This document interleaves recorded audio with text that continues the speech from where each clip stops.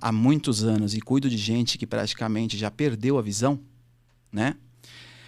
Então eu escuto muito o paciente. Eu aprendo muito com eles, todos os dias. Quando o paciente fala assim para mim, professor, eu já passei em 1000 lugares, né? E me falaram que o senhor vai dar um jeito no meu olho. O senhor vai dar um jeito na minha visão. Eu falei assim, olha, no seu olho eu não vou dar jeito porque ninguém conseguiu. Mas talvez eu vou colocar uma lente aí em cima e vamos restaurar o que tá desorganizado aí. E olha, graças a Deus eu não posso reclamar. Eu tenho visto coisas incríveis todos os dias da minha vida. Tem valido muito a pena. Eu imagino. E galera, é assim que a gente começa o episódio 6. Esse é o professor Sergei. Professor, antes de mais nada, já falei no bastidor, eu gostaria muito de agradecer a sua presença. Pelo pouco que eu lhe conheço pessoalmente, tive esse privilégio hoje. Pessoa muito especial, diferenciada e parabéns, tá? E tô aqui também com o Marcelão, vocês já conhecem. Beleza, Marcelão? Oi, boa noite. Gente, vocês não fazem ideia de como é que tá a luz no ambiente. Tá bacana, galera. Esse promete. Se a tela de vocês ficar muito claro, né? Como é que explodir a luminosidade? Explodir a luminosidade. Não estranhe, né? Tá muito legal. Boa noite a todos. Para mim é um prazer. Como eu disse, eu acho que todo o projeto ele tem que ser muito bem olhado, muito bem visualizado. E quando você me chamou para vir aqui, eu só não vim antes porque realmente eu não pude, mas dificilmente eu não apoio projetos que estão ligados à ótica, à optometria, né? Eu sou um apoiador de qualquer tipo de projeto nesse nível. Show de bola. Muito obrigado. E foi meio quase que não acontece, né? Nossa, mas deu tudo certo. Eu estava um pouco perdido por conta da minha agenda. Eu cheguei de uma viagem, tive alguns problemas na viagem também, mas estou aqui. É isso aí. O que importa é o agora, né? Hoje. É hoje. E hoje é o que importa. E que deu certo, né? Deu certo. Estamos aqui. Certo. Professor, você já falou para nós e começando pelo começo, a gente quer saber aí, comecinho lá, seu bisavô, seu avô, tem uma ótica centenária, como que é isso aí? Como começou? Olha, a minha história é uma história muito bonita, né? Porque eu venho de uma família que quando eu comecei a entender o que eram os familiares todos, eu já iniciei minha vida dentro de uma fábrica de lentes, né? Então, meu bisavô, ele foi optometrista e ele iniciou a carreira dele aprendeu a optometria com um europeu que estava aqui no Brasil. E ele fazia avaliação visual, pegava o trem e fazia avaliação visual de cidade para cidade, principalmente nas cidades carentes, né? Então ele se tornou um especialista e quando veio uma lei, acho que em 1933 ou 34, que a optometria não podia seguir na época, ele passou para a ótica e a industrialização de lentes, né? E nós fomos assim os pioneiros em inventar máquinas. Nós tínhamos meu avô tinha 2 tios dele, que eles eram engenheiros práticos, então eles começaram a inventar máquinas de fabricar lente na época. Então eles começaram a inventar máquinas e eu tive essa oportunidade de trabalhar nessa indústria, que foi a indústria Cusato, que vem desde lá do meu bisavô, passou pelo meu avô. Eu tive a oportunidade de trabalhar com meu avô, né? Meu bisavô não tive a oportunidade. Mas o meu avô, ele foi um homem que eu posso falar assim em qualquer lugar que eu estiver. Ele é um dos responsáveis pelo Sergei ser quem ele é.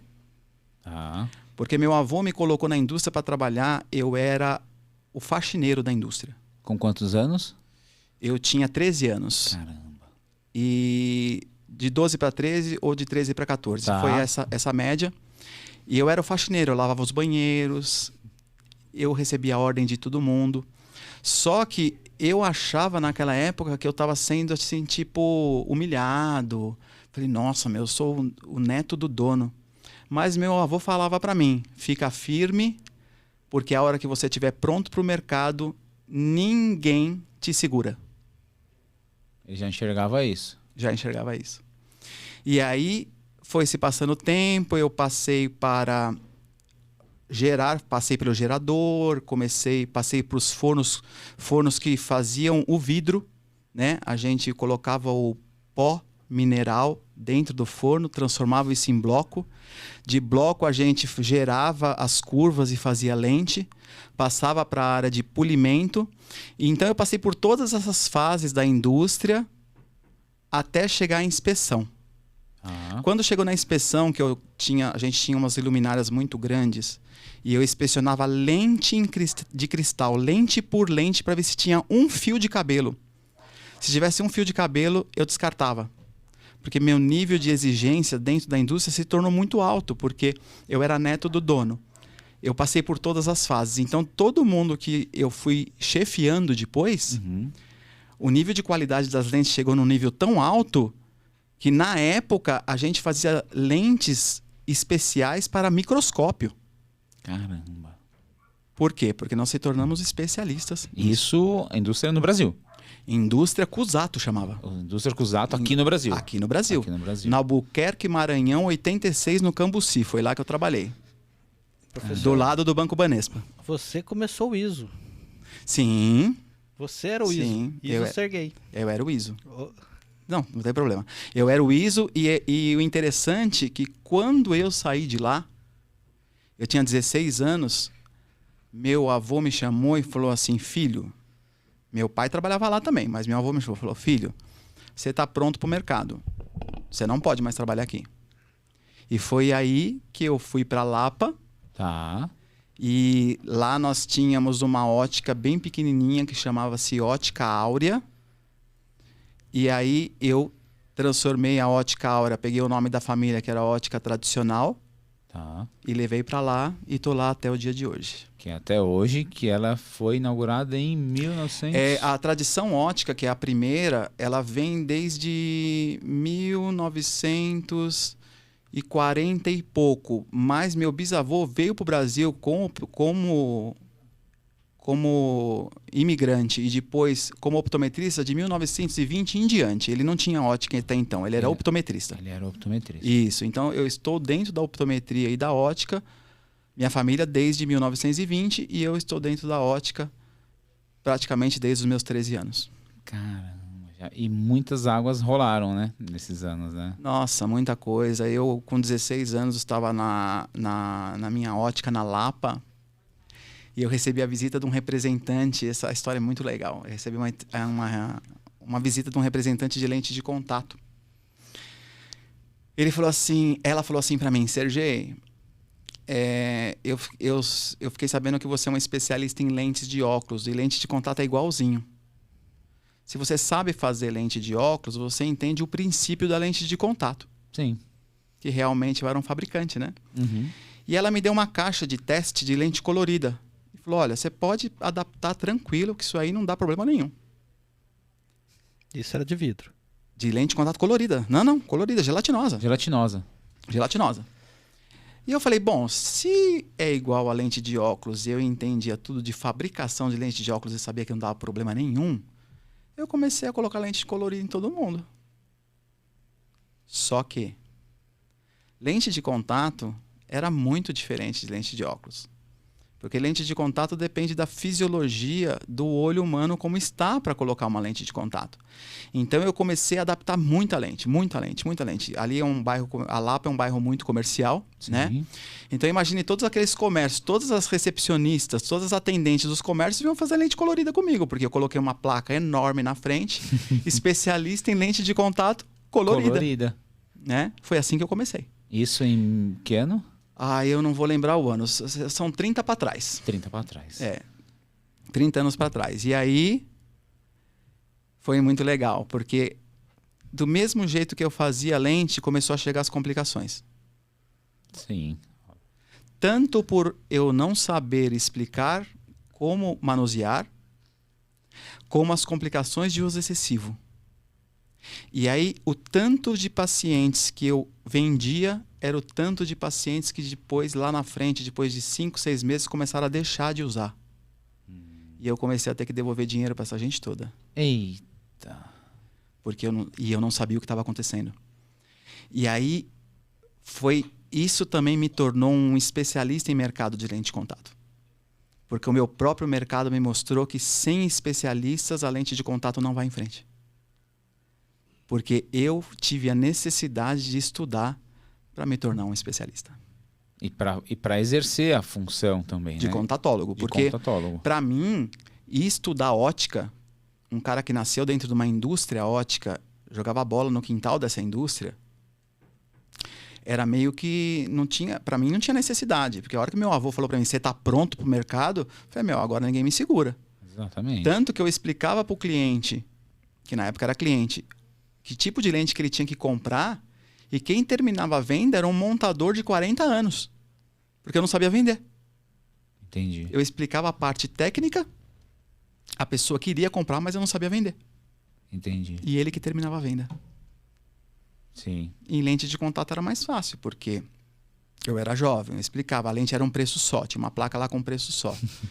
Então, sucesso. E aí, foi lá e fez...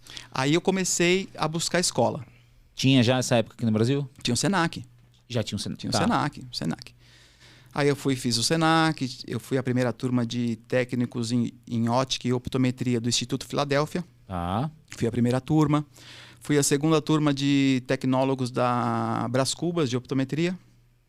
Minha esposa, na época, estava gestante, então eu tive que ir para Canoinhas. Aí eu me formei em optometrista em Canoinhas. Fui fazer meu mestrado na Colômbia. Hoje eu sou candidato a PhD na Universidade do Minho, em Portugal. Fiz a minha residência do mestrado na Universidade Nova, nos Estados Unidos, né? Então eu tive essa oportunidade de conhecer a ótica e a contatologia e a optometria internacional. Então isso também me ajudou muito quando eu comecei a trabalhar como consultor nas indústrias que eu trabalhei aqui no Brasil. Sim, sim. Me ajudou muito. Eu imagino. E eu fico me imaginando, né? Porque a primeira pergunta que vem na cabeça é como foi trabalhar tantos anos assim entre a... Optometrista, né? É. Olha, como optometrista, a gente tinha uma lei que proibia na época, né? Entre aspas, a optometria e, ao mesmo tempo, ela citava a optometria como profissão. Então, a gente sempre usou essa lei, tanto que ela era contra que ela acabou ajudando a favor. Tá. Mas foi muito difícil, porque você imagine, o paciente vinha com uma receita de óculos. Uhum. Ele estava muitas vezes com córnea irregular por causa de cirurgia refrativa ou cirurgia que teve complicações.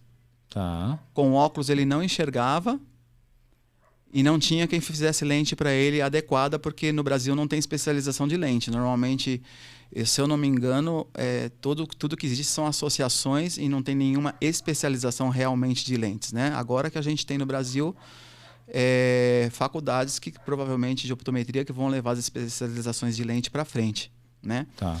Então, o que acontecia? Eu adaptava essa lente de contato com uma receita que não era real, porque ela era de óculos, e a lente de contato não tem receita porque o filme lacrimal faz uma compensação da irregularidade da córnea. Sim. Então o grau não é igual ao da receita, né? Exatamente. Então ficava difícil, porque eu tinha o direito da contatologia como ótico, Mas não dava para confiar na refração da receita. eu não podia me basear na refração. Então eu precisava fazer uma sobre-refração subjetiva, sendo que como optometrista eu podia fazer objetivamente sem ter resposta do paciente. Fazer o negócio 100% certo. Entendi. Então eu sofri muito com isso, porque na verdade é impedir alguém de restabelecer a visão de um cego. O peso da frase é essa. Não é barrar uma profissão, é impedir alguém de enxergar. Sim. Esse é o ponto. Caramba, e é um ponto de vista que, particularmente, ninguém, acredito eu, que poucas pessoas param para ver dessa forma, né? Tão literal. É literal, porque os pacientes que chegam até mim, que estão todos computados lá, né? Que todos que têm, eu tenho tudo computado, tenho históricos todos completos, né? De todos. Os pacientes que chegam até mim, eles vêm buscar a visão. Eles já passaram normalmente por cirurgia, já são transplantados, já estão com problemas gravíssimos. E muitas vezes, uma lente de contato bem indicada, com o desenho certo, você restaura o que a córnea dele era antes dele ter a doença. Com a mesma curvatura. Com a mesma curvatura. Então, não tem como uma pessoa não ficar feliz e não retomar a vida. O problema é impedir uma pessoa de retomar. Se você impedir uma pessoa de retomar a vida porque você acha que ela não tem direito de retomar, isso não existe. Com certeza. Na minha concepção, isso não existe. Quem somos nós, né? Porque a priori, a princípio de tudo, é fazer qual a função? É fazer aquela pessoa enxergar. É o mínimo. Se o cara vem, se o paciente é encaminhado para você e você tem a competência e você tem a escola, você é graduado para fazer, você sabe fazer. Por que vem alguém dizer que você não pode fazer? Espera um pouco. Por que eu não posso? Por que eu não posso? Qual que é onde que tá pegando? Não, então tudo bem, eu não posso, então eu te mando de volta e você resolve. Não, eu também não resolvo. E quem resolve? Quem resolve? A pergunta é essa. Foi a pergunta que eu fiz muitas vezes. Eu ligava pro amiguinho e falava, amiguinho, eu não posso resolver, mas você pode resolver então? Porque o cara veio para cá para me resolver. Não, pode fazer aí então. Então, como assim? Até ontem eu não podia, agora eu posso? Então foi aí que foram mudando as coisas, porque na primeira você fica de boa, na segunda você fica de boa, na terceira você fala, não, me manda um encaminhamento por escrito, senão eu não faço. Sim. E aí começou a mudar. Burocracia por burocracia, você faz a do seu lado também. Vamos fazer certinho, né? Vamos deixar tudo documentado. Vamos ver onde está o problema, porque se a gente está com problema, vamos ver onde está. Vamos solucionar. E aí funcionou. Funcionou. Eu cheguei a ter encaminhamentos, vocês não vão acreditar. A minha ótica é azul. Eu cheguei a pegar um encaminhamento, procurar o cientista da ótica azul. Os caras não colocavam meu nome. Cientista da ótica azul. Só faltou o cientista da ótica azul da Lapa. Não, mas para não pôr meu nome.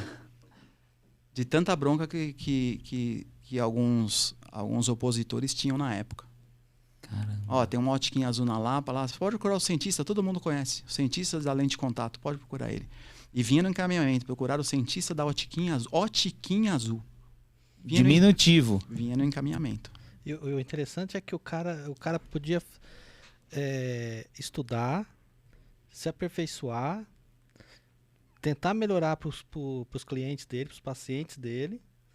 Não.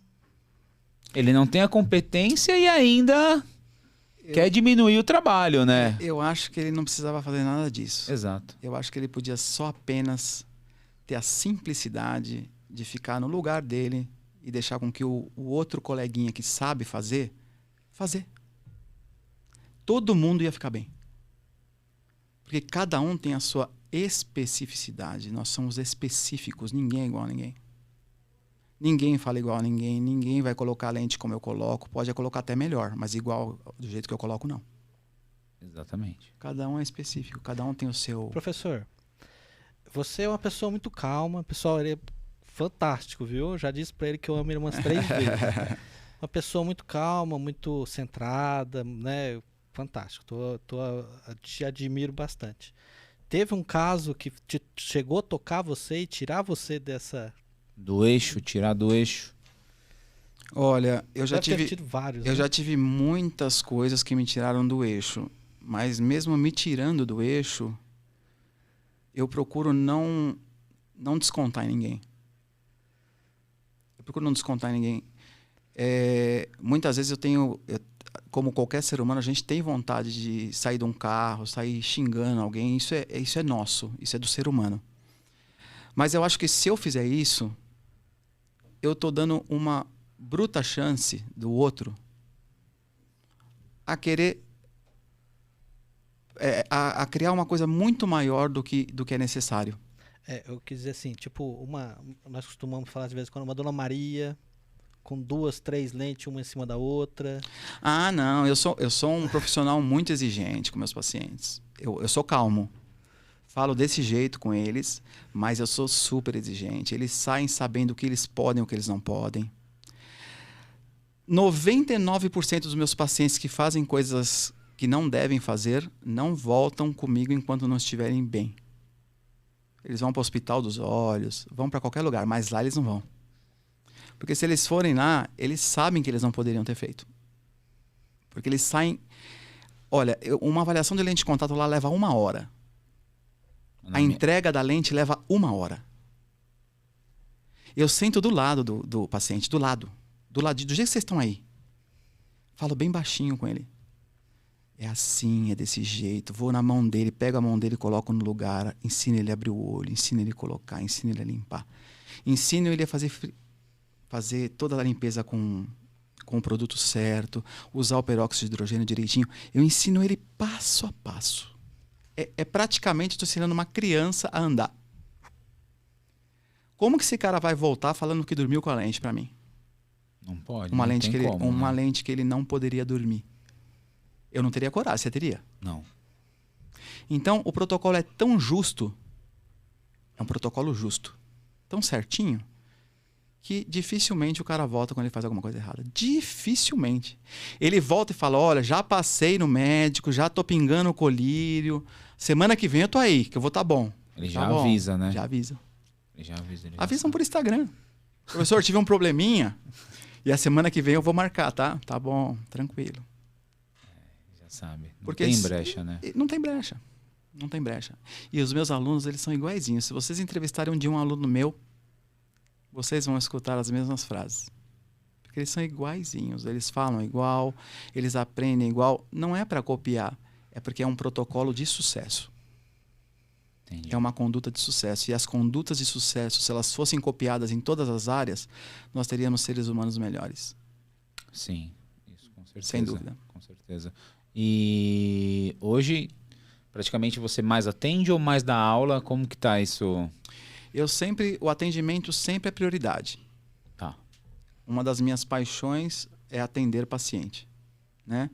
Quando eu dou aula de prática clínica, então eu estou atendendo o paciente também. Dificilmente eu dou aula de teoria. Ah, tá. Teoria eu faço online, eu não sou um fã da teoria, eu sou um professor de residência, vai. Entendi. Residência optométrica, eu adoro. Dar aula de prática clínica, dar aula de pós-graduação em coisas difíceis, em prática clínica. Eu não sou um cara de ficar ensinando muita teoria. Se é para dar teoria, eu faço eles lerem livro. Sim, Depois eu dou na prática. depois dá na prática. Então eu sou um professor de prática clínica. Professor de prática clínica, legal. E gosto Legal. demais. Professor, qual seria uma patologia ou alguma necessidade que o paciente precisa que você mais gosta? Por exemplo, ó, esse daqui é o ceratocone, deixa comigo, vem com o professor. Quando você se torna um especialista de alguma coisa, o paciente te encontra. Ou por indicação, ou tem o Google, né? Hoje, antigamente a gente não tinha. Uhum. Então as pessoas indicavam. Mas hoje, a grande maioria dos pacientes que me procuram ou é prevenção à cegueira, porque tem algum parente que ficou cego por causa de ceratocone ou por causa de outra doença de olho, então o cara não quer ter. Então eles fazem consulta preventiva, isso é demais. Você trabalhar com optometria preventiva, isso é fantástico. E os ceratocones, né? Porque ceratocone, com tudo que tem de cirurgia, a melhor correção ainda é as lentes de contato. Sim. De tudo que tem, as lentes de contato ainda estão na frente. Não inventaram nada que traga a melhor visão do que a lente de contato. Então, hoje, são 2 tipos de pacientes que eu tenho. Os de prevenção e os de ceratocone. E as crianças, né? Porque como eu sempre me dei muito bem com criança, eu atendo muita criança, né? Criança você tem que ter uma vocação, não é só você ter escola de pediatria. Com certeza. Porque a criança ela sabe que você não gosta dela. Com certeza. Na hora. Sem dúvida. Eu entro embaixo da minha mesa para fazer retinoscopia em criança. Sem dúvida. Eu vou caçando ela, eu ganho ela primeiro, eu mando trazer o ursinho para me fazer exame no ursinho. É muito legal. Eu imagino. A minha profissão e a minha vocação para isto me ajudam muito no meu dia a dia. Muito porque eu não encontro nada que seja difícil. Sim. Porque quando você coloca uma pitadinha leve, pode ser leve, de amor naquilo que você faz, eu faço uma comparação muito, muito feia até.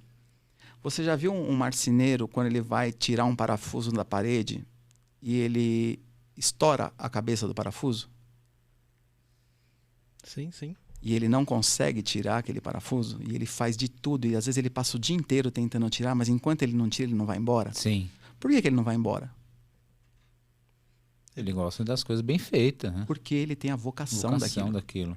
Então, não é difícil tirar aquele parafuso para ele, porque já se tornou uma missão. Exato. Não é mais a profissão, é uma missão. Então, esses detalhes fazem uma diferença, olha, eu vou falar que é monstruosa. Monstruosa. Eu imagino. Monstruosa. Fora que passar tudo que você passou, não sei nem se pode ser dito, né?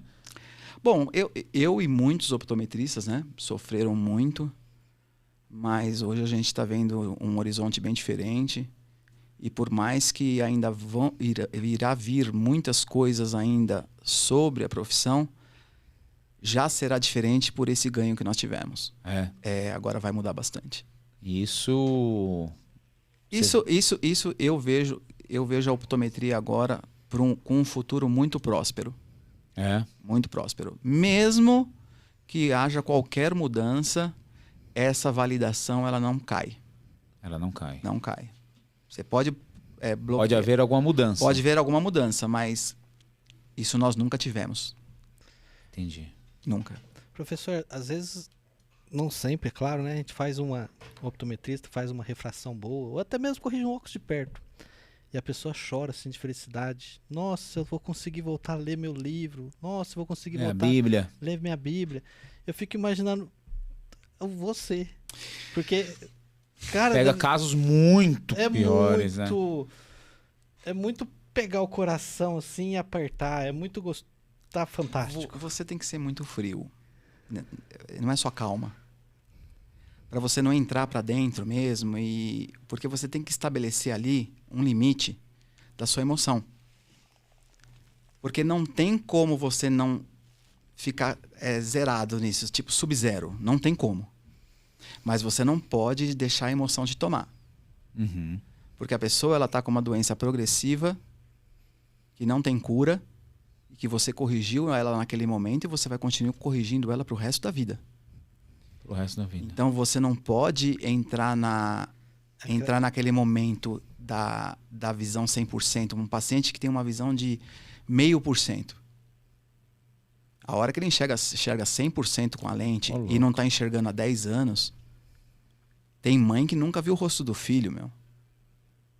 Caramba. Tem paciente que fala para mim, nossa, esse piso não tinha linha. Fantástico. Então, você tem que ter um controle ali. Até para o paciente dar continuidade certinho no tratamento. Porque se você entra e abre uma porta do sentimento ali na hora, o paciente se aproxima muito. Ele tem que manter uma distância. Uhum.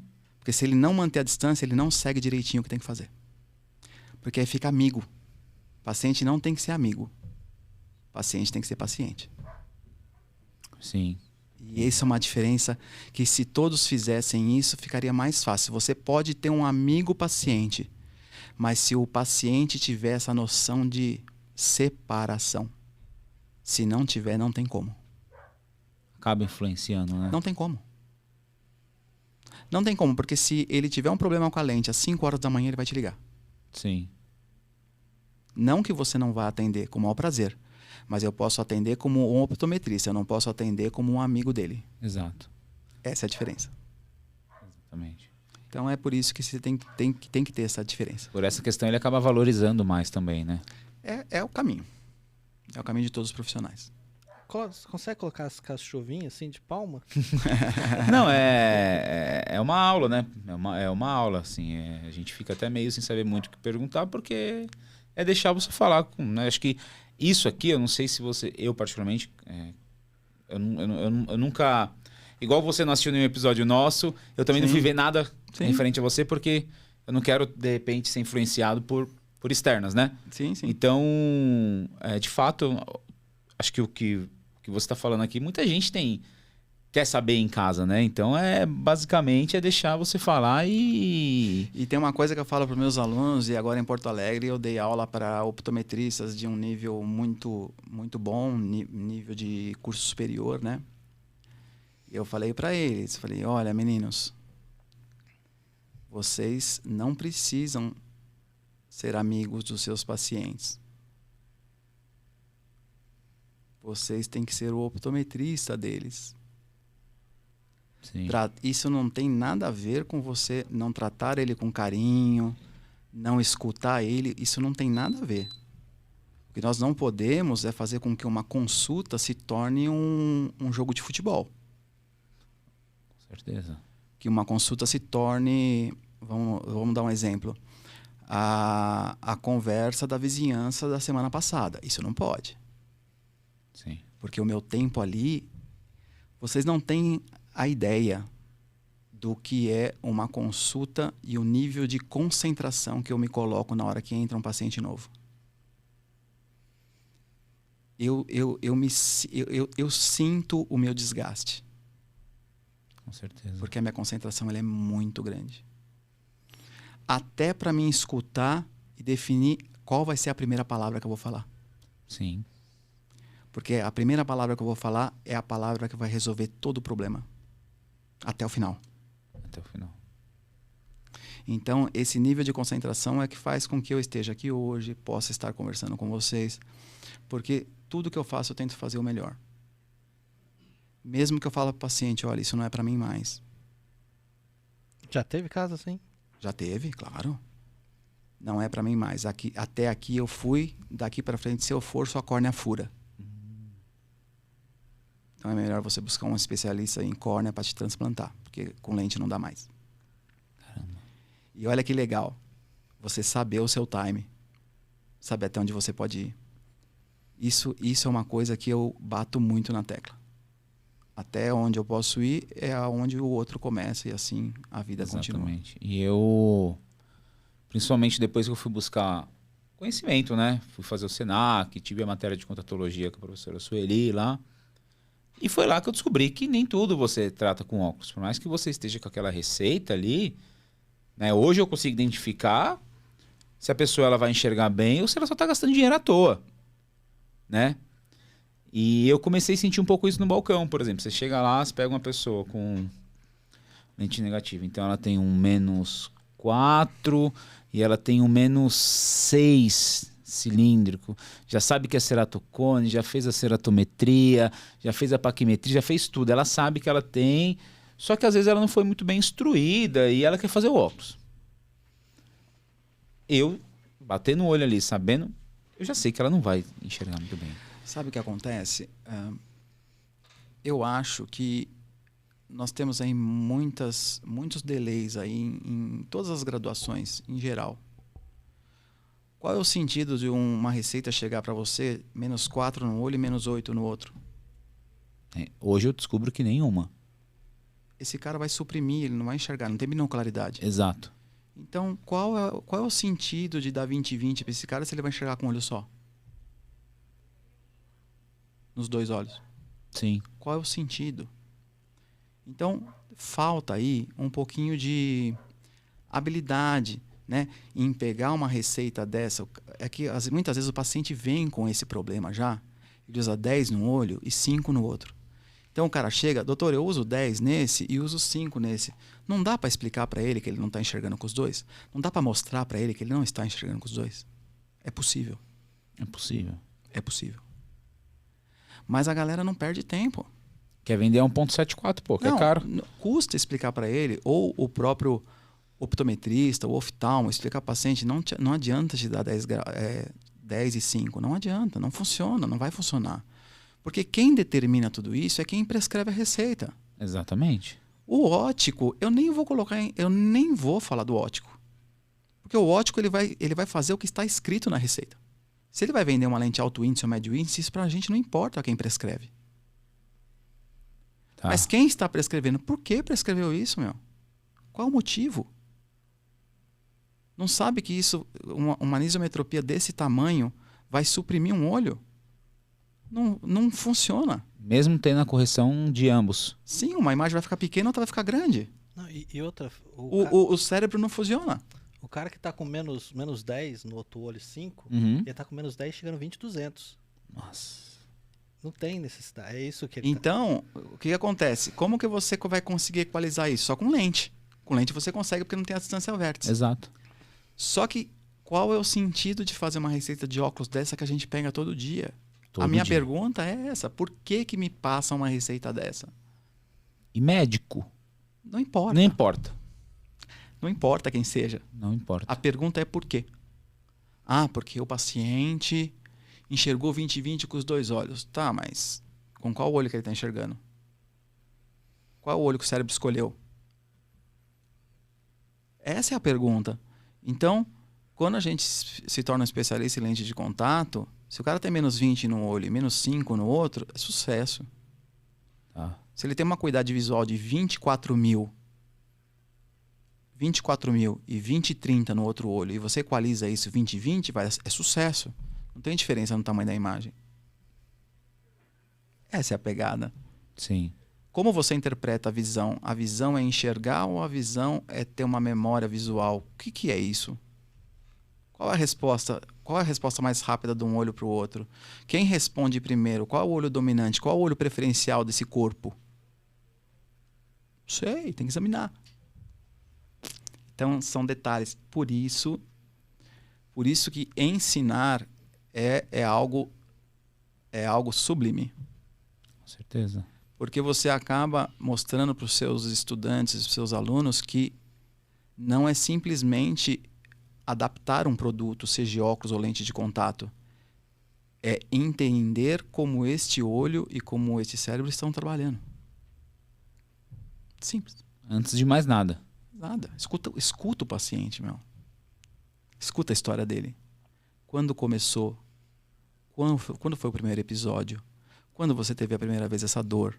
Doeu só o olho direito? Doeu o olho esquerdo? A dor é emocional? A dor é ocular? A dor é por um outro problema? Tem que ver. A dor é pelo trigêmeo? Pelo quinto? Não sei. Escuta ele. Foi quando eu tomei um susto. Eu tive um caso lá. Tomou um susto. Tive um caso de uma paciente que ela teve um espasmo acomodativo, bateu o carro e ficou cega. Os 2 olhos. Ninguém sabia que era espasmo. Ela ficou internada muito tempo na Unicamp. Muito tempo. Ninguém achou nada, nem neuro, nem oftalmo, ninguém achou nada. Só que o espasmo dela foi tão alto que gerou uma dioptria tão alta que o cristalino foi e não voltou mais. E ela ficou cega sem ninguém saber o que tinha acontecido. Ô, louco. Eu trato da família inteira. Até hoje. E aí, conta mais. E aí o desfecho? E aí o que aconteceu? A mãe dela conversou com uma paciente minha, falou assim, olha, você acha que ele resolveria se eu levasse lá tal? Ela estava nessa época internada. Ela estava internada na Unicamp. E aí eu falei assim, manda todos os exames que fizeram na Unicamp para me dar uma olhada. Quando eu olhei os exames a nível de olho, topografia normal, retina normal, tudo normal. Tudo normal. Eu falei assim, essa menina não tem nada. A mãe me ligou, quase que ela me mata. A menina está sendo estudada na Unicamp. A mãe quase que me mata. O senhor tá louco? Como a filha não tem nada? Eu falei, olha, nesses exames não tem nada. Aparentemente, até os laudos não diz nada. Aí passou mais uns 4 meses, eles vieram. A menina veio segurando no braço da mãe. O que aconteceu? Quando eu fiz a retinoscopia dinâmica, que a gente controla a acomodação, passei para a estática, voltei para a dinâmica, ela desespasmou. A menina com menos 0,50 voltou a enxergar. Estava 1 ano sem enxergar. É raríssimo um espasmo desse. Só que se não tivesse um optometrista ali para fazer a avaliação, para fazer esse tipo de retinoscopia, não tinha como descobrir que era uma miopia de cristalino. Miopia de cristalino. Se você tem 2 de miopia, você já está enxergando pouco, sem óculos. Imagine, ela acomodou quase 20 e poucas dioptrias. Acabou, era jovem, né? Mas foi o quê? Foi um episódio que aconteceu emocional, que levou ela num nível tão alto de estresse que ela espasmou e não voltou. Teve um espasmo acomodativo. Os espasmos normalmente voltam, mas espasmou e ficou. Caramba. Caramba. né? Então, é uma paciente que hoje, por conta disso, ela hoje é enfermeira padrão, ela tem pós-graduação. Isso aconteceu tudo antes da formação dela. Podia ter tido um caminho horrível. Com certeza. Por que os dois olhos? Por que não espasmou um só? Se aconteceu com os dois, foi algo que o corpo produziu. Foi o olho. Como alguém ficar cego dos dois de uma vez? Tomou 2 tiros de uma vez? Pum, pum. Sim. Né? Então são casos que a gente faz muitos anos, né? Eu nem lembro o histórico todo. Eu atendo o pai, atendo a mãe, eu atendo todos da família até hoje. Eles vêm de lá para cá. Caramba. Né? Então são casos que, se você não tiver um nível de detalhe supremo ali, aquela coisinha bem detalhada, você não pega. Eu escutei ela. E para escutar essa menina, só chorava. Só chorava, com certeza. A mãe só chorava. O avô do lado de fora, o pai do lado de fora, a avó do lado, todo mundo lá de fora esperando. Olha que situação. E eu ali, firmão. Firmão. Mas quando eu falei para ela, ainda eu falei uma coisa que eu não devia ter falado. Não devia ter falado.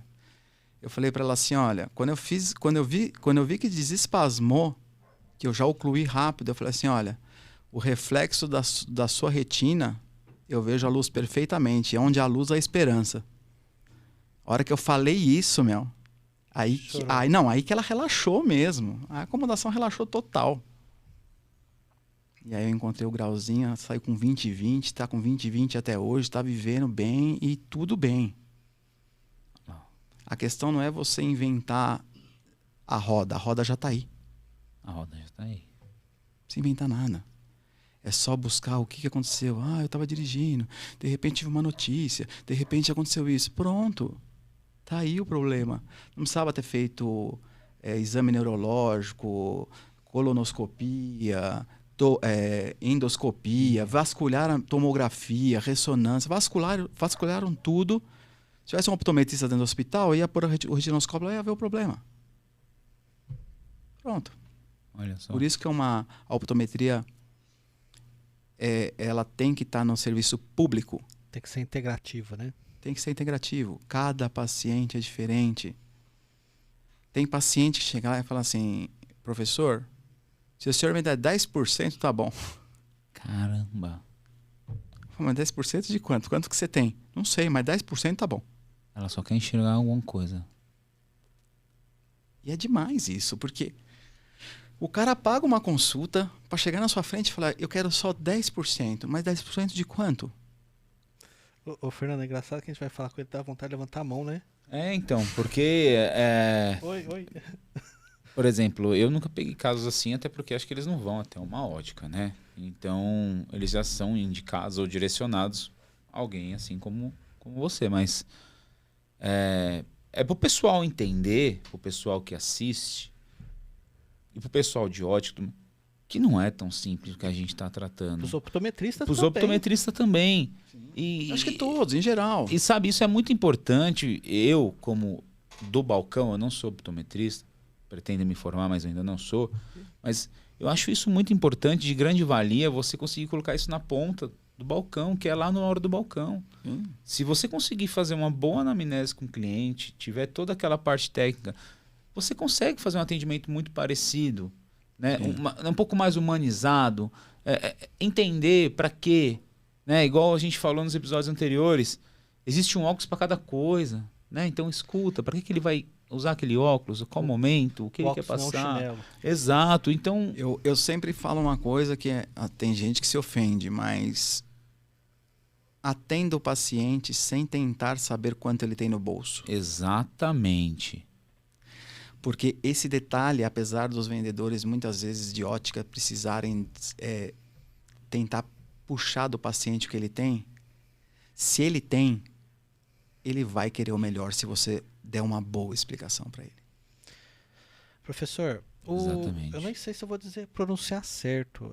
O pessoal com síndrome, com Down, também, como é que... Eu adoro. Eles são os portadores de Down. Você tem que fazer retinoscopia dinâmica, compensar e dar o grau certinho, né? A dificuldade dos portadores de síndrome, pacientes que não falam também, é que você tem que fazer um exame de vista, uma refração muito caprichada e não tem melhor pior. Você dá o grau que você encontra.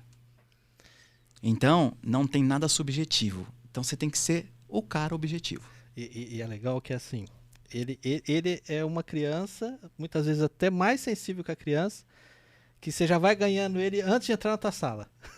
E além disso, o portador de síndrome de Down é uma criança que ela tem o espaço dela, ela tem o mundo dela. Então, se você tenta invadir o mundo dela, ela começa a se sentir coagida. Uhum. E aí já começa a mudar todos os princípios de acomodação também.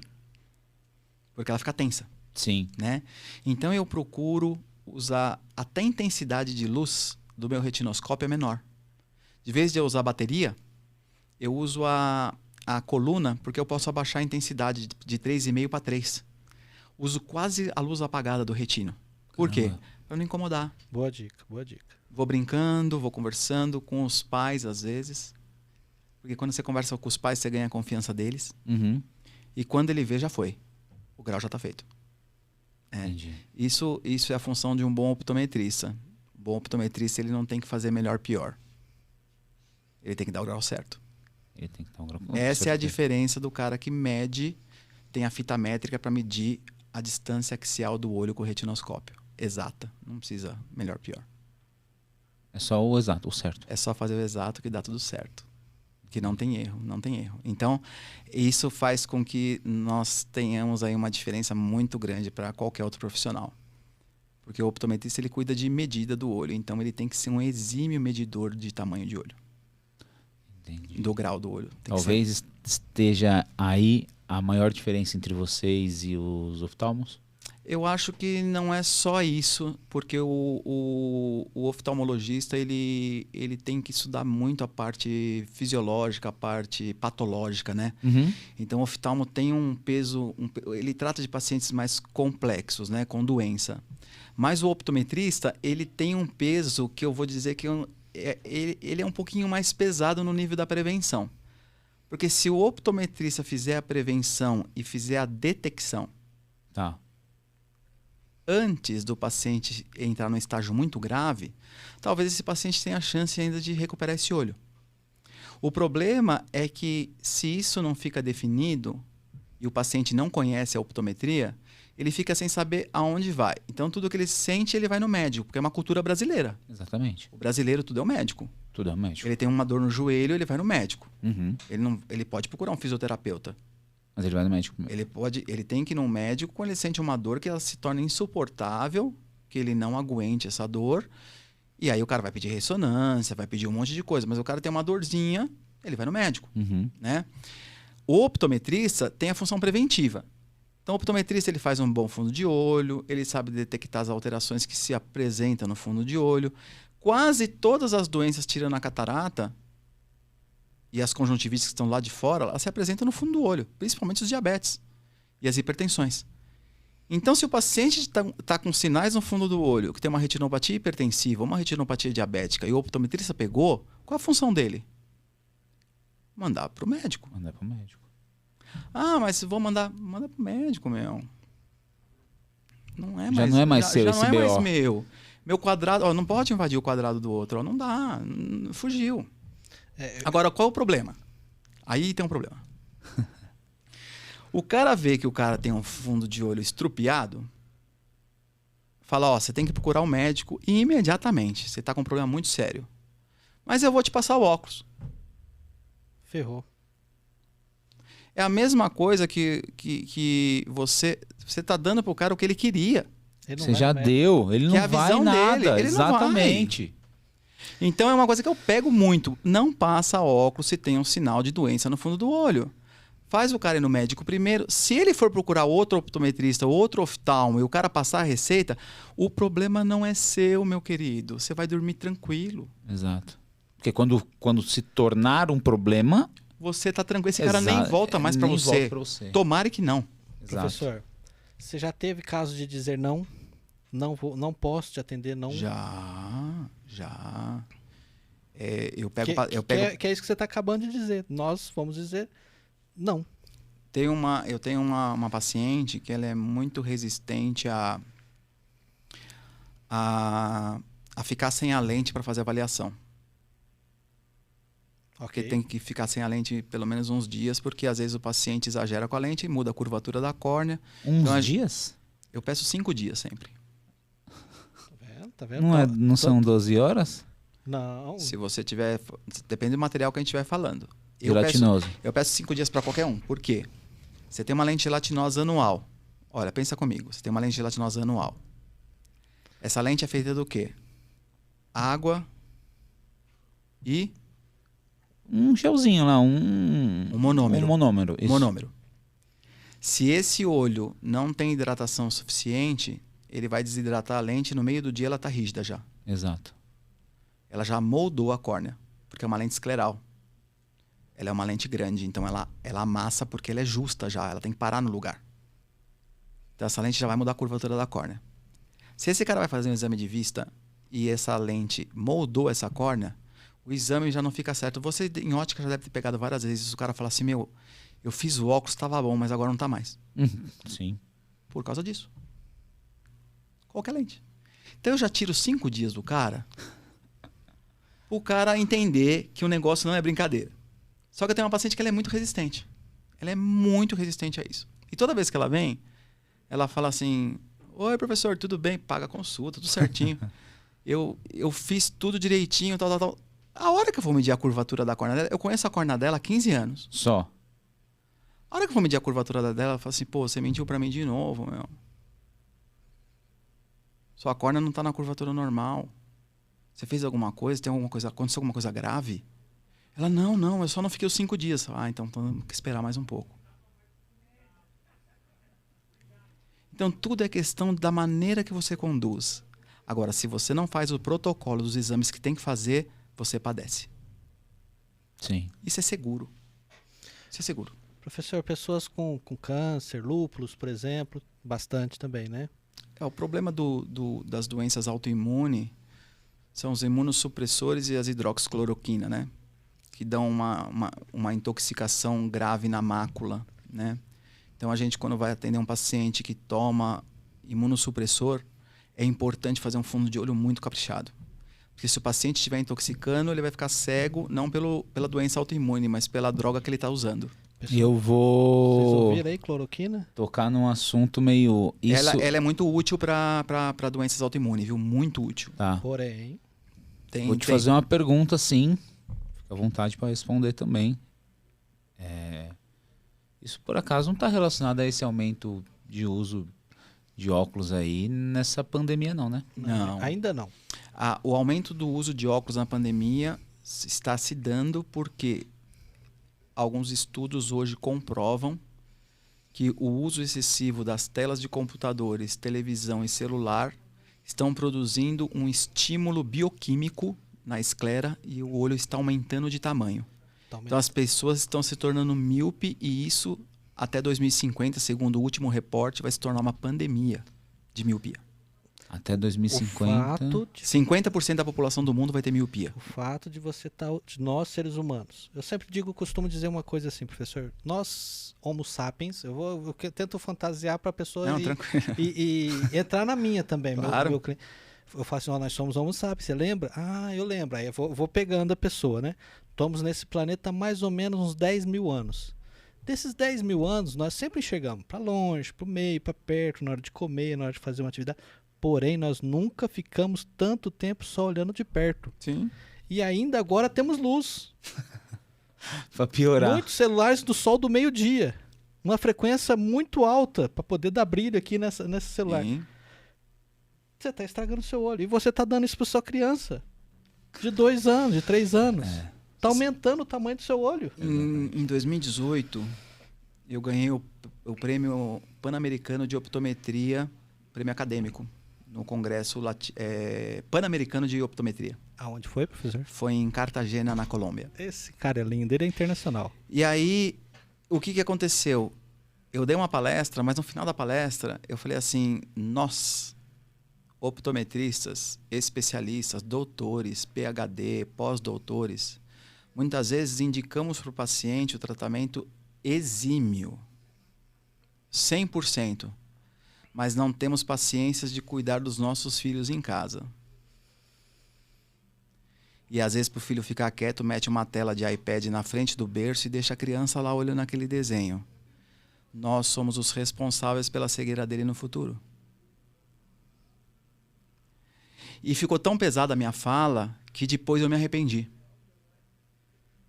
Mas esta fala, mais as 2 palestras que eu dei, acabou repercutindo mundialmente muito. Aham. Porque é verdade. As pessoas às vezes criam um personagem para atender um paciente, se tornar um ícone. Mas quando você vai ver, o cara não dá conta da casa dele. Sim. Dos filhos, que são a sua herança maior, Com né? certeza. Então, se a história começar em casa, não precisa ser perfeito, o mais certo possível. Eu não estou colocando aqui se são pais separados, se não estão. Não é nada disso. Essa. Tá. Não é nada disso. É você sempre manter uma naturalidade na criação de uma criança, né? Qual é a naturalidade de uma criação? A criança brincar, a criança sair fora de casa um pouco, Receber a luz do criança sol. brincar no quintal, a criança receber a vitamina D3, né? Só que hoje, não. O filho exige um celular. Uhum. Então, se perdeu um pouco o que é normal e natural da natureza. Da natureza. E hoje a gente coloca um óculos 3D e vai visitar o Pantanal. Exato. Então, qual que é o propósito dessa família? Não tem propósito de novo. Essa criança vai se basear em quem? No primeiro louco que aparecer. Exatamente. E aí pronto, começa tudo de novo. E aí o ser humano, como eu já ouvi esses dias de uma pessoa, agora o ser humano está em evolução. Eu falei, olha, eu não vou ver. Porque é uma evolução muito maluca que está acontecendo, né? Com certeza. Porque os valores se inverteram muito hoje, Com né? certeza. Hoje um celular de 13 mil vale e um abraço de um avô e um neto não vale mais. Não, eu consigo ver ele aqui pela minha tela 8K. Não preciso ir lá. Dar um beijo no seu pai em público hoje é tipo pecaminoso. É. Qual é o propósito? De novo, eu pergunto. Dar um beijo na sua mãe enquanto ela é viva, no seu pai. Aí depois que morre, por que eu não fiz? Já foi, meu querido. Já foi. Então, eu acho que essa inversão de valores está levando os estudos muito adiante. Né? Os estudos estão indo e a população agora fazendo controle de miopia, usando lente, não sei o quê. E quando chega um pai e uma mãe lá, falam, como é a vida de vocês? Conta pra mim. Eles começam. Quem cria a criança não é o pai e a mãe. É a escola. Exato. Professor, eu peguei Não sei se vocês estão entendendo o que eu estou querendo dizer. Caralho. Principalmente eu. Sou pai de 2 e, Marcelão também, acho que tá tendo essa experiência agora, né, Marcelão? E o mundo é diferente. Eu peguei um menino, né, com a miopia e tal, como é que faz pra gente melhorar? Vai andar de bicicleta, vai fazer isso. Aí o pai começou a brigar com o menino. Mas você tem que eu te dei a bicicleta, você vai andar de bicicleta, isso, aquilo. Eu parei, pera, calma, meu amigo. Não é só ele que vai andar de bicicleta. Se você não for andar de bicicleta com ele, ele não vai. Você tem que ir junto. É para você ir também andar de bicicleta junto com ele. Para você também passear na praça, andar um pouco na rua. Sai do quarto. Sai do quarto. É assim, né? Eu sempre gostei de esporte. Acho que vocês me acompanham, sabem. Eu sou um apaixonado pelo que eu faço no esporte. Eu amo fazer exercício. Amo. É uma das minhas terapias. É o meu hobby, eu adoro. Só que eu não faço só por mim. Eu tenho que ser um exemplo para minhas filhas. Tenho que ser um exemplo para minha esposa. Uhum. Porque eu segui o exemplo do meu avô. Professor, você é exemplo para nós também, viu? Não, Com sim. certeza. A gente acaba sendo exemplo para muita gente. Muita gente, muitos pacientes hoje têm 50 quilos a menos, 40 quilos a menos. Por quê? Porque foram treinar, foram fazer exercício. Mas as primeiras pessoas que eu tenho que ser exemplo são os da minha casa. Uhum. Se eu não sou exemplo para minha casa, eu estou criando um personagem de novo. Exato. Não é assim? Com certeza. É assim. Então, eu procuro fazer exercício por mim primeiro, é 100% por mim, mas eu tenho que ser um exemplo.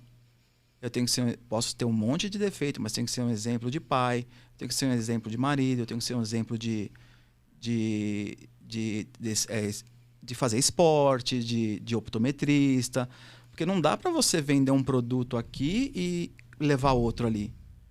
O cara compra uma geladeira fosfree, ele quer levar uma geladeira fosfree, não dá para você entregar uma sem fosfree. Exato. Então, isso não quer dizer também que a gente está sendo demagogo aqui. Não é isso. Longe disso. Longe disso. Mas o princípio vai justificar lá na frente. Se o cara não tem princípio e ele chegou num final lá diferente, alguma coisa está errada. Sim. Professor, o senhor diria alguma coisa pro Fernando? Vamos pegar outro Fernando, não esse. Que vai vender lente de contato. Chegou a receita minha, do optometrista, chegou aqui na mão do Fernando e falou: tá, vamos passar uma lente de contato sem ser assado. O que você falaria para esse consultor óptico?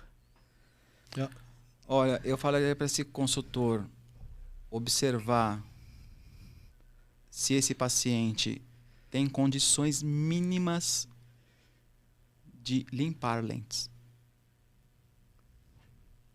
Não vou falar nem em curvatura, em parte técnica. Em limpar a lente. Se você olha o óculos da pessoa, você já sabe que ele não limpa o óculos. Você acredita que esse paciente vai trocar o líquido da lente de contato? Não. Então por que vende? Essa é a minha pergunta. Gente, eu não vou lá dar um beijo nele porque tem uma mesa aqui no meio. Porque ele quer, o cliente quer. O cliente quer, mas nós como profissionais podemos falar: você não pode, filho. Você não pode, você não está entendendo. Você não pode. E eu faço isso muito. Tem paciente que ele paga a consulta para mim fazer lente e ele não leva lente. Não leva lente. Que interessante, né? Sim. Por quê? Porque ele não tem... E depois ele entende que ele não pode. Ele fala: não, isso vai dar muito trabalho. É isso mesmo. Vai te dar muito trabalho. Além de trabalho, você tem que lembrar que você tem que trocar... Se for um one day, você tem que trocar todo dia a lente. Se você dormir com ela, você lesiona a córnea. Então, você tem que trocar todo dia, não precisa de produto.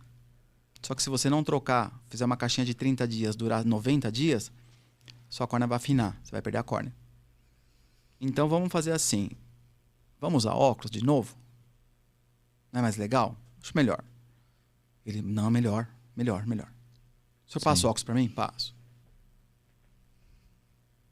Aí meu propósito está justo. Porque eu sei que o cara vai ter uma infecção que ele pode perder o globo ocular. Se for uma cantameba, ele pode perder o globo ocular. Pra que eu vou induzir esse cara a fazer lente só porque eu quero vender uma lente? Sim. Ele vai desistir mesmo. Não precisa forçar.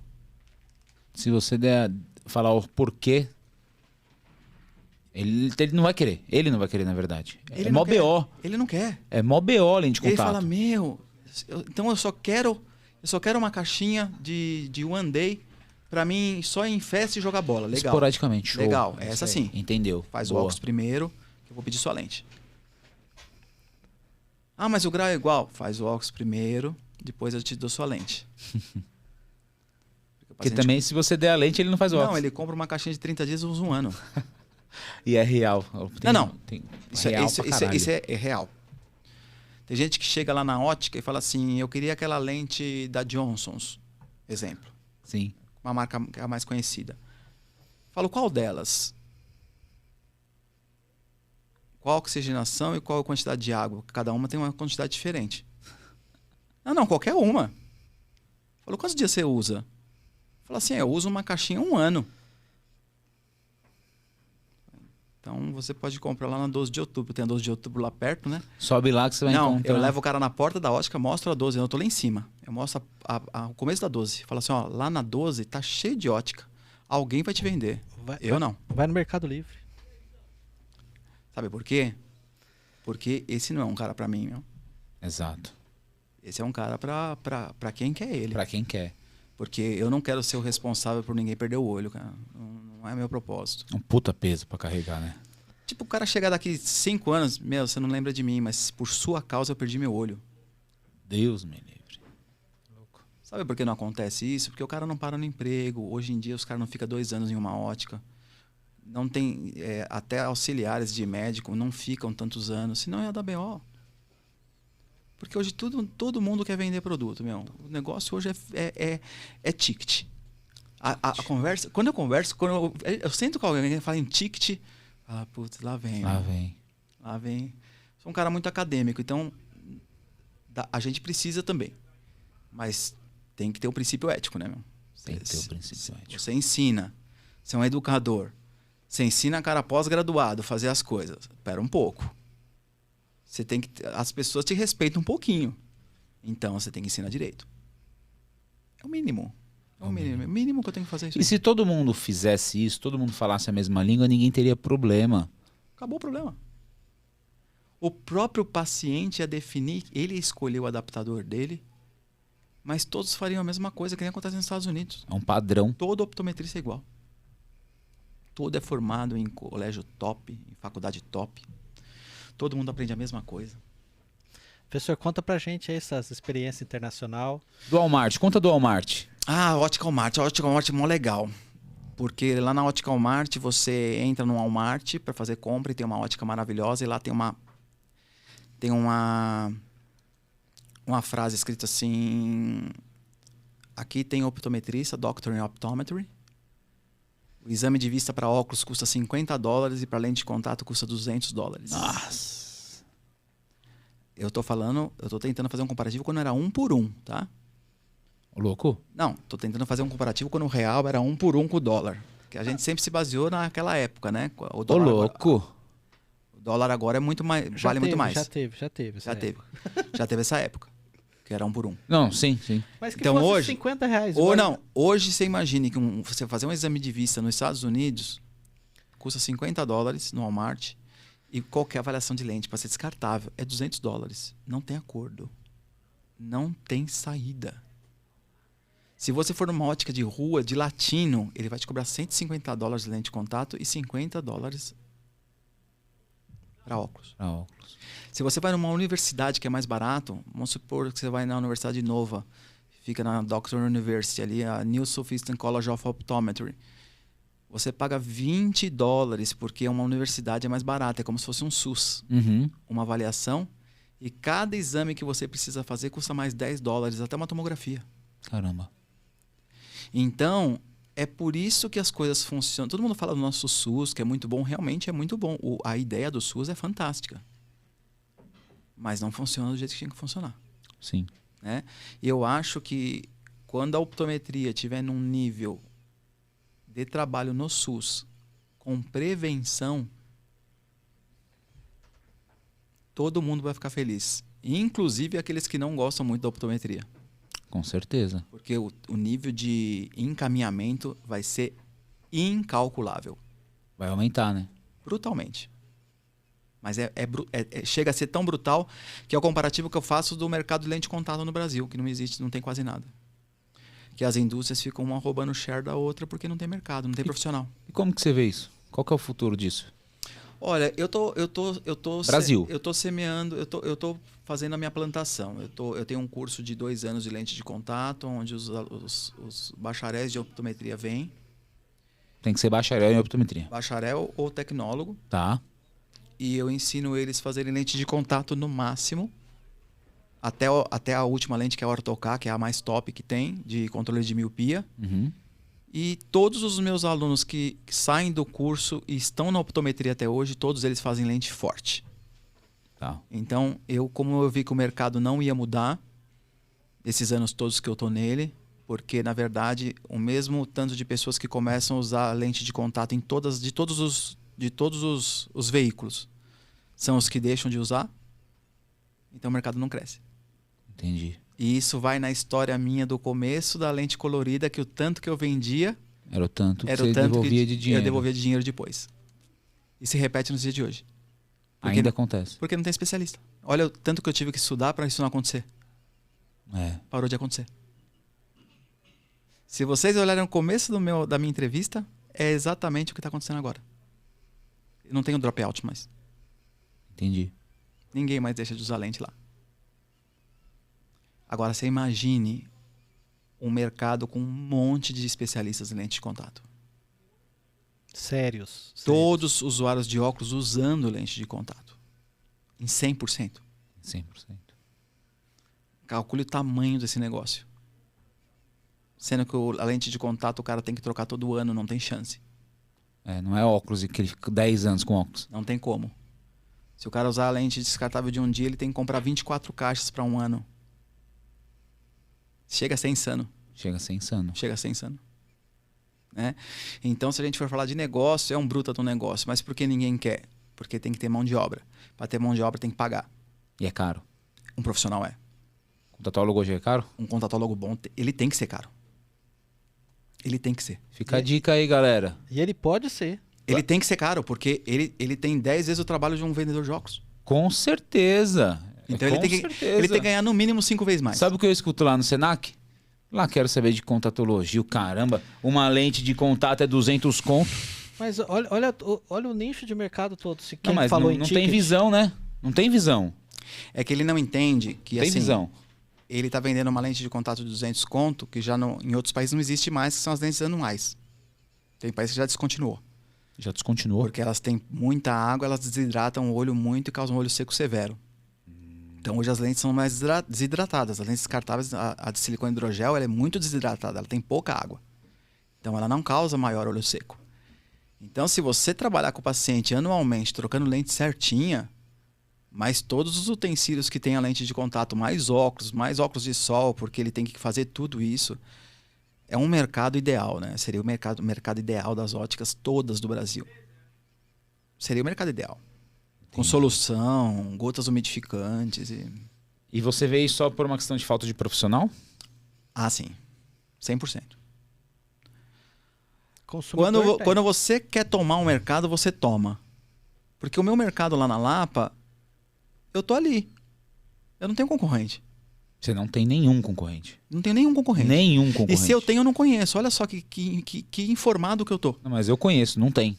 Professor, quando eu vou te indicar, eu falo assim, esse é o melhor profissional de lente de contato do Brasil. E é real porque eu conheci o senhor através dele, foi ele que me falou. E... Do Brasil. Não, e eu também não me preocupo. Porque eu sei que o negócio é tão ruim de as pessoas não quererem vender lente de contato, é tão ruim, que eu tô aí.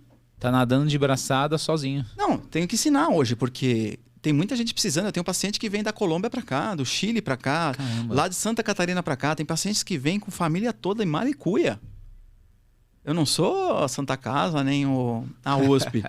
Eu só faço uma lentinha lá, mais nada, né? Sim. Mas acontece muito. É que Paciente... ele faz a prevenção. Não podemos esquecer da prevenção. Então, o que acontece? Por isso que vem a família toda. É muito importante os empresários de ótica terem a noção de onde eles estão. Porque não adianta ficar revendendo o que já existe. Porque ótica não mudou nada. E tem gente achando que inventou a roda, né? Não. É por isso. Eu que fabriquei lentes de cristal lá para microscópio, não sei o quê. Aí eu vou numa feira de ótica, vou lá na feira da Itália, não sei lá onde. Aí os caras me mostram um Wavefront. Falei, pô, mas o Wavefront tem já anos. O Orbiscan, que faz cirurgia refrativa, tem o Wavefront há 30 anos. Tipo... Qual a novidade? E todo mundo impressionado com o negócio. É. O que mais me deixa desesperado é que todo mundo encantado. Cria-se um glamour, né? As pessoas olham um topógrafo de córnea. Nossa, meu, isso é a última tecnologia. Fala, cara, o topógrafo tem país que está descontinuado. Caramba. Porque hoje já tem o perfilômetro, que ele faz uma topografia da esclera e da córnea. 500 mil pontos na vertical, 500 mil pontos na horizontal. E o cara tá falando de topógrafo de reflexão. Tipo, não dá para entender. Tá de brinks. Não dá para entender. E aí, fica aí. Um filtro cor dourado, antirreflexo dourado, antirreflexo azul, bloqueio não sei do que, mexe na noradopamina, que não sei o que. Eu falei, meu, cadê os estudos? Ninguém traz, ninguém mostra nada. E todo mundo vende. Professor, Vocês estão me entendendo, né? Pra caralho. Os caras não saíam da caixinha. E aí na hora que vem o outro de fora e mostra, como ele não saiu da caixinha, ele acha fantástico.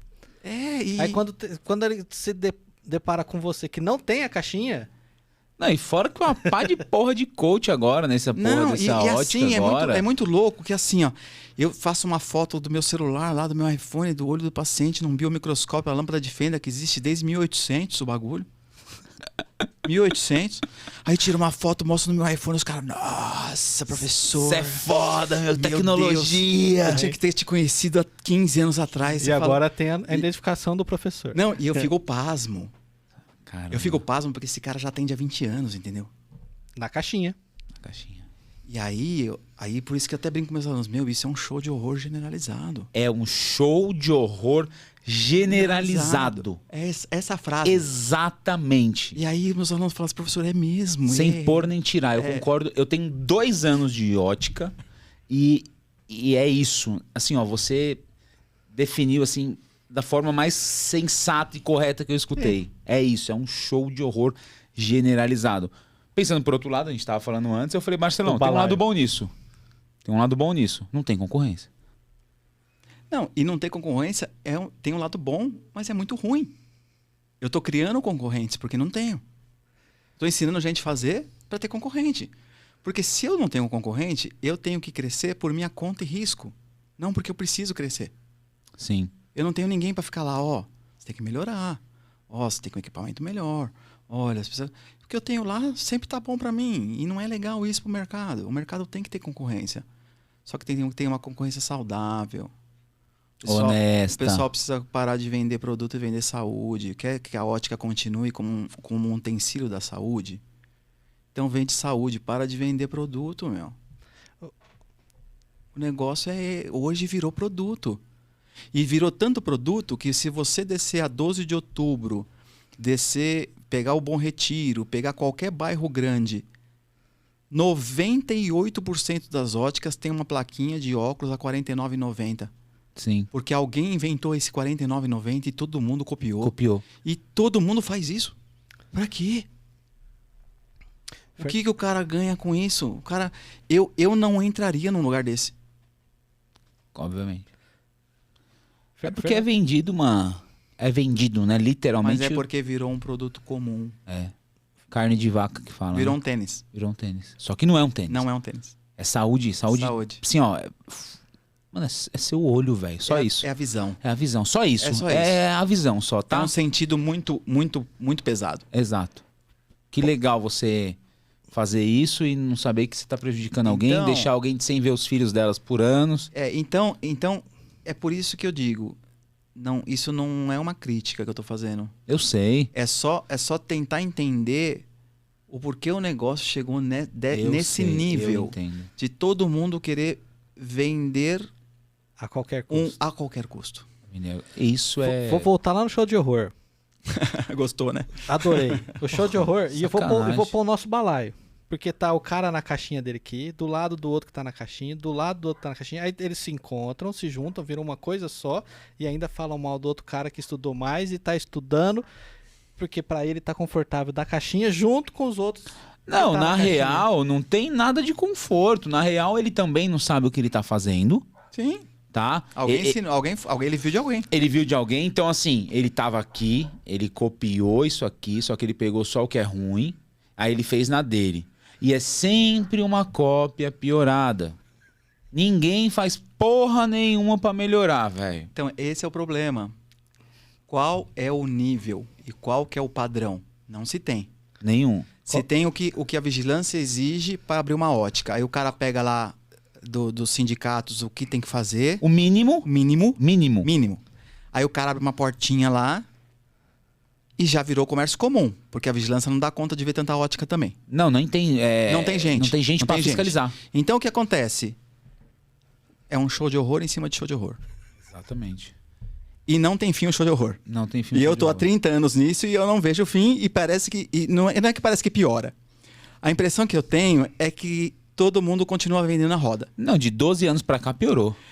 Não, piorou porque surgiram novos empresários de outras áreas que entraram no ramo ótico. Aí piora, porque... E tem franquias que querem vender pra empresários de outras áreas. Não, mas de é por... preferência. De preferência. E fica fácil assim, porque a ótica tá com muita cara de um comércio comum. Não sei se vocês percebem.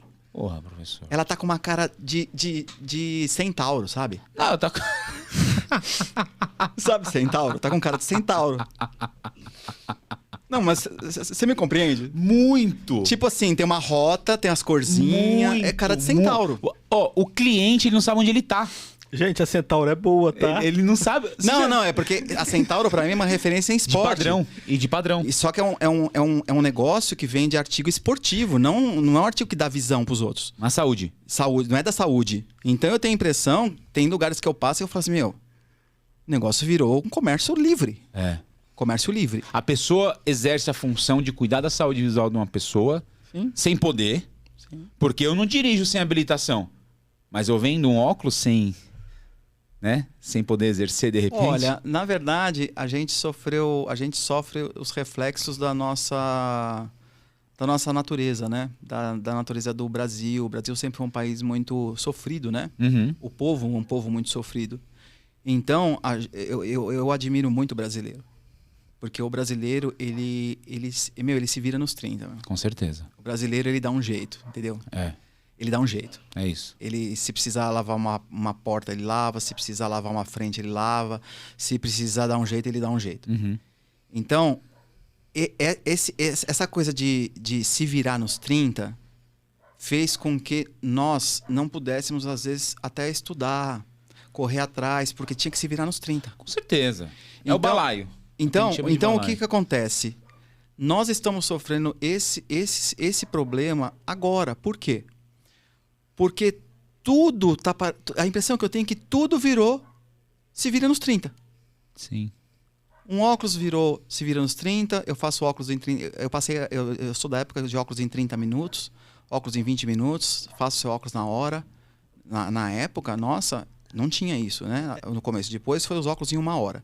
Se vira nos 30 com apito ainda, né? Com apito. Valendo. Agora é o tal do R$ 49,90, é a bola da vez. A bola da vez. É o R$ 49,90. Eu vou passando, eu vou vendo. E juntaram a hora com 49,90. Então, além de pagar... A hora com R$ 49,90. 49,90. Então, tipo assim, esse se vira nos 30, que era uma coisa pra comprar um leite pra uma criança, né? Pra conseguir pagar a conta de luz. complemento. Isso vem pra pessoa que ela tem um déficit, um defeitozinho ali, ela traz pra coisa poderosa, isso se torna um monstro, meu. Porra. Porque ela continua se virando nos 30, só que numa coisa que não dá pra fazer isso.